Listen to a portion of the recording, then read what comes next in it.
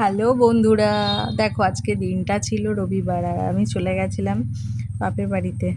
সকালবেলা ঘুম থেকে উঠেই দেখি আকাশটা তো বেশ পরিষ্কার আছে, মেঘলা ভাঙা রোদ্দুর বেরিয়েছে, কত সুন্দর। সকালবেলা দেখো মা করেছিল রুটি আর ডিম দিয়ে আলু ভাজা, আর ওদিকে দুপুরে রান্নার জন্য কেটে রেখেছিল সলিড চিকেনের পিস। চিলি চিকেন করবে বলেছিল, আসলে অনেকদিন আসা হয় না বাড়িতে। ভাই কবে থেকেই বলছিল চিলি চিকেন আর রাইস করার জন্য।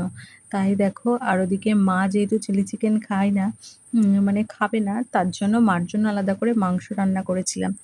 আর দেখো দুপুরবেলা খাওয়া দাওয়া হয়ে যাওয়ার পর তারপর আমি আর মানু মিলে বসে গেছিলাম একটু মজা করতে, দুপুরবেলা আনন্দ করতে। ওদিকে দেখো মানু ফোন ঘেঁটেই যাচ্ছে ঘেঁটেই যাচ্ছে, ওর কোনো সার নেই, সবসময় ফোন ঘাঁটতেই থাকে, ফোন হাতে পেলেই হয় ওর।